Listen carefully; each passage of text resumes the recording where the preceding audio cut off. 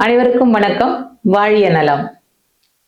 2026 மிதுன ராசிக்காரங்களுக்கு எப்படி இருக்குன்னு பார்க்க போறோம். பொதுவாகவே 2026 அப்படிங்கிறது தமிழக மக்கள் அனைவருமே எதிர்பார்த்திருக்கக்கூடிய மிகப்பெரிய அரசியல் மாற்றங்களையும் ஆட்சி மாற்றங்களையும் கொடுக்குமா அப்படிங்கிற கேள்விகளோடு மக்களுக்கு இது நல்லதை கொடுக்குமா, எந்த ஆட்சி வந்தாலும் நம்மளுக்கு நல்லது செய்யுமா அப்படிங்கிற ஏக்கத்தோடு காத்திருக்கிற ஒரு 2026 முக்கியத்துவம் வாய்ந்ததாக இருக்கு. இந்த அரசியல் களம் அப்படின்னு பார்க்கும்போது 2026 அப்படிங்கிறது முக்கியத்துவம் வாய்ந்ததாக இருக்கு. இங்க என்னன்னா குரு, அதாவது மிதுன ராசிமானத்திலே இப்ப குரு இருக்கார். அப்ப குரு மிதுன ராசிக்கு நல்லவரா அப்படின்னு கேட்டா அவர் பாதகத்தை பண்ணக்கூடியவர் தான். 7ஆம் பாவத்தை குறிக்கக்கூடியவர், பாதகத்தை பண்ணக்கூடிய அமைப்பு இருக்கிறாரு. நல்லதோ கெட்டதோ மதில் மேல் பூனை மாதிரி இதை செய்யலாமா அதை செய்யலாமா அப்படிங்கிற எது எடுத்தாலும் டபுள் மீனிங்ல இருக்கக்கூடிய ஒரு அமைப்பை கொடுப்பார். அப்போ நல்லவர் அப்படிங்கிறதாக இருக்குமே தவிர நம்ம இந்த பீரியட்ல வல்லவராக இருந்தோமா, ஏதாவது பணம் சம்பாதிச்சோமா அப்படின்னா செலவுகளும் வரவுகளும் கரெக்டா போற மாதிரி தான் இருந்திருக்கும். அப்போ இவங்களுக்கு இந்த மிதுன ராசியில இருக்கக்கூடிய ஃபேமிலி மேன் அப்படின்னு எடுத்துட்டோம் அப்படின்னா, திருமணம் ஆகாதவங்களுக்கு அப்படின்னு சொல்லி பார்த்தோம் அப்படின்னா குரு பகவான் 2ல உட்காரும் போது குடும்பத்தை அமைச்சு கொடுப்பார். அப்போ அது ஜூன் மாசம் தான் நடப்பதற்கான வாய்ப்புகள் அப்படி இருக்கு. அதே மாதிரி இரண்டாவது திருமணம் அப்படிங்கிறவங்களுக்குமே என்னன்னா இந்த குரு என்ன பண்றாருன்னா இந்த கடக ராசியில இருந்து 9ஆம் பார்வையா தன்னோட வீட்டை பார்ப்பார். அப்ப இதுவரைக்கும் 2வது திருமணத்தில் இருந்து வந்த தடைகள் அப்படிங்கிறத நீங்கி கொஞ்சம் அவங்களுக்கான துணைகள் கிடைப்பதற்கான வாய்ப்புகள் அப்படிங்கிறது இருக்கு. இந்த வருமானம் அப்படிங்கிற ஸ்தானம் குரு உச்சம் அடைகிறார். குரு உச்சம் அடையும் போது பெரிய அளவுல நம்ம கடன் கொடுத்தது வராம இருந்த கடன்கள்லாம் சேர்வதற்கான வாய்ப்புகள் இருக்கு. புதிய வாழ்க்கை அமையறதுக்கான வாய்ப்புகள் எல்லாமே இருக்கு. நகை வாங்கலாம், சொத்து பத்துக்கள் வாங்கலாம் மிதுன ராசிக்காரங்க. இது எல்லாமே கொஞ்சம் மே மாசத்துக்கு அப்புறம் வாங்குறது அப்படிங்கிறது சிறப்பை தரக்கூடியதாக இருக்கும். இடையில அப்படின்னு சொல்லும் போது கொஞ்சம் நம்மளுக்கு பிரச்சனைகளை கொடுக்கும், தடை தாமதங்களை கொடுக்கும். நம்மள லக்னத்துல அதாவது ராசியிலேயே குரு இருக்கிறதுனால என்ன நம்மள ஒரு பெரிய மனுஷ ஸ்தானத்துல கொண்டு போய் நம்மள நிறுத்திடுவாங்க அந்த இடத்துல. ஆனா மிதுன ராசி எப்பவுமே என்ன பண்ணுவோம்னு சொன்னா ஒரு ஸ்டாண்டர்டான மைண்ட்ல இருக்காது. குரு ஒரு இரட்டை தன்மையுடைய மிதுன ராசியில இருக்கு. அப்ப இவங்க என்னன்னா ஒரு இடத்துல ஸ்ட்ராங்கா பேசுவாங்களான்னா அப்படியும் இல்லை இப்படியும் இல்லைங்கிற மாதிரி பேசக்கூடிய தன்மையில இருப்பாங்க. அப்ப என்னன்னா எங்கேயாவது நம்மளை கொண்டு போய் முன்னாடி நிறுத்தும் போது கொஞ்சம் நிதானமாகவும் இல்லை அதை தவிர்த்துக்கிறதும் நல்லது ஜூன் மாசம் வரைக்கும். அதே மாதிரி எஜுகேஷன் சார்ந்த விஷயங்கள் அப்படின்னு சொல்லும்போது தேவையில்லாத வெட்டி அலைச்சல் அப்படிங்கிறது இருக்குங்க. கல்வி சம்பந்தமான விஷயங்கள் அப்படிங்கிறது ரொம்ப நன்மையை தரக்கூடியதாக தான் இருக்கு. உயர்கல்வி சார்ந்தது, ஆராய்ச்சி படிப்பு சார்ந்த விஷயங்கள் எல்லாமே இவங்களுக்கு கை கொடுக்கக்கூடிய தன்மையில் தான் இருக்கு. என்ன அப்படின்னா பொருளாதாரத்தை நம்ம கை மீறி விட்டுறக்கூடாது அப்படிங்கிறது. ஜூன் மாசம் குரு பயிற்சி கூட என்னன்னா குரு பாதகாதிபதியா இருந்து அந்த ராசிக்கு 2ஆம் பாவத்துல உட்காரும் போது நம்மளுடைய சேமிப்பை காலி பண்ணுவார். அதை சுப விரயங்களா பண்ணிக்கிறது அப்படிங்கிறது நல்லது. குழந்தைகளுக்கான விஷயங்கள் அப்படின்னு சொல்லி பார்த்தோம்னா அவங்களுடைய கல்வி இல்லை ஒரு பிஜி பண்ணக்கூடிய தன்மையில் இருக்கக்கூடிய பசங்க இல்லை பெரிய செலவு பண்ணி நம்ம டாக்டர் படிக்க வச்சிருக்கோம், அடுத்த வருஷம் நம்மளால ஃபீஸ் கட்ட முடியுமா முடியாதா, இந்த மாதிரி இருக்கிறவங்க எல்லாம் தாராளமா அதை மேனேஜ் பண்ணிடுவீங்க. அதுல கடந்து வந்துடுவீங்க.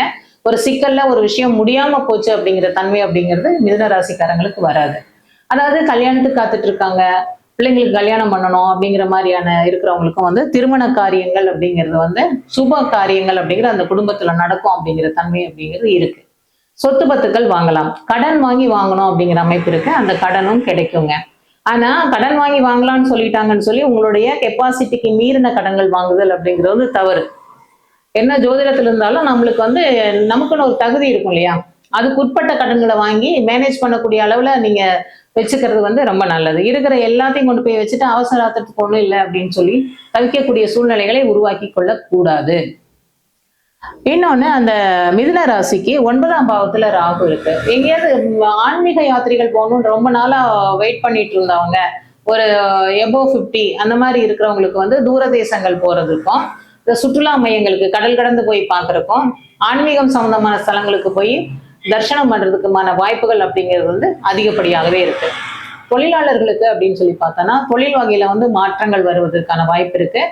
கொஞ்சம் தூரமா போய் சம்பாதிக்கணும் அப்படிங்கிற அமைப்பு, கொஞ்சம் அலைஞ்சு சம்பாதிக்கணும் அப்படி. இப்ப கோயம்புத்தூர்ல ஒரு வாய்ப்பு இருக்கு அப்படின்னு சொன்னா இவங்களுக்கு ப்ரொமோஷன் வர்றது பெங்களூர்ல போடுற மாதிரி இருக்கும், இல்ல சென்னையில போடுற மாதிரி இருக்கும். அந்த மாதிரி கொஞ்சம் டிஸ்டன்ஸ் ஓரியன்டா போய் சம்பாதிக்கணும் அப்படிங்கிற அமைப்புகள் இருக்கு. ப்ரொமோஷன்ஸ் ஏதாவது கிடைக்குமா அப்படின்னு சொன்னா கண்டிப்பா கிடைக்குங்க.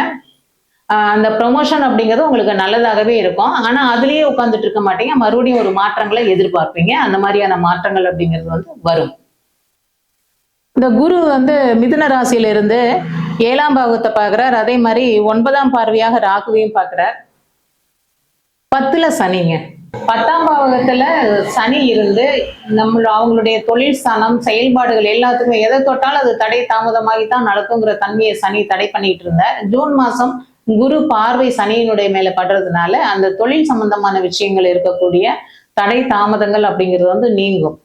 இதுல என்னன்னா அந்த உணவு சம்பந்தமான விஷயங்கள்லாம் பண்றாங்க இல்லையா? உணவு சம்பந்தமான தொழில் பண்றவங்களுக்கு வந்து மிகப்பெரிய அளவுல வந்து முன்னேற்றம் மேன்மைகளையும் கொடுக்கும். அதே மாதிரி சர்வீஸ் ஓரியன்டான விஷயங்கள் இருக்கு இல்லையா? ப்ரொஃபஷனல் ஓரியன்டான சர்வீஸ் ஓரியன்டான கல்வி அப்படிங்கிறதெல்லாம் வந்து அந்த தடைகள் நீங்கி அவங்களுக்கு வந்து ரூட் கிளியர் ஆகி போறதுக்கான வாய்ப்புகள் அப்படிங்கிறது வந்து ரொம்ப சிறப்பாகவே இருக்கு. அதே மாதிரி பூர்வீக சொத்துக்கள் பிரிக்கப்படாமல் இருந்ததுன்னு வச்சுக்கோங்களேன், அதுவும் வந்து ஜூன் மாசத்துக்கு அப்புறம் பிரிச்சு சரியானபடி அவங்கவுங்களுக்கான பங்குகள் வந்து சேருவதற்கான வாய்ப்புகள் அப்படிங்கிறது சிறப்பாகவே இருக்கு. இது எல்லாமே எப்படி அப்படின்னு கேட்டீங்கன்னா, உங்களுக்கு வந்து நல்ல திசாபுத்திகள் நடந்ததுன்னா பாசிட்டிவான பலன்கள் அப்படியே நடக்குங்க. இல்ல அப்படிங்கும்போது அதனுடைய நெகட்டிவான கொஞ்சம் பலன்கள் நடக்கும். இப்போ இந்த மிதுன ராசியில் இருக்கக்கூடிய நட்சத்திரம்னு பாத்தீங்கன்னா மிருகசீட நட்சத்திரம் இருக்கு. அதுக்கப்புறமா வந்து திருவாதிரை நட்சத்திரம் இருக்கு, புனர்பூச நட்சத்திரம் இருக்கு. அப்போ இவங்க சந்திக்கக்கூடிய திசைகள் அப்படிங்கிறது வந்து மிருகஸ்ரீடம் அப்படின்னு சொல்லும்போது குரு திசையை மிடில் ஏஜ்ல சந்திப்பாங்க. அப்ப அது பாதகாதிபதியினுடைய திசை. அப்ப அந்த குரு நல்ல ஸ்தானத்துல இருந்தால், குருவுக்கு எப்பவுமே வந்து ஸ்தானபலம் அப்படிங்கிறது வந்து 2, 5, 7, 9, 11 இந்த பாவகங்கள்ல குரு இருக்கும்போது நிறைய நன்மைகளை தருவார். அப்ப என்னன்னா ஜூன் மாசம் 2ஆம் பாவகத்துல குரு வந்து இருக்கும்போது அது வந்து நல்ல யோகமான ஸ்தானபலம் மிக்க ஒரு இடம் தான். அப்ப அது வந்து நல்ல பலன்களை கொடுக்கும் எந்த வகையிலாக இருந்தாலும் சரி. அப்போ இந்த மிதுன ராசிக்கு நடக்கக்கூடிய பலன்கள் அப்படிங்கிறது வந்து கொஞ்சம் தடைபட்டு மிகச்சிறந்த பலன்களை நல்ல பலன்களை தான் கொடுக்கும். கடைசியில வரக்கூடிய ரிசல்ட் அப்படிங்கிறது வந்து பாசிட்டிவா தான் வரும் அப்படிங்கிற அமைப்பு இருக்கு.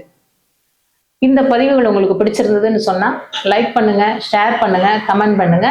மீண்டும் அடுத்த பதிவில் சந்திக்கிறேன். நன்றி, வணக்கம்.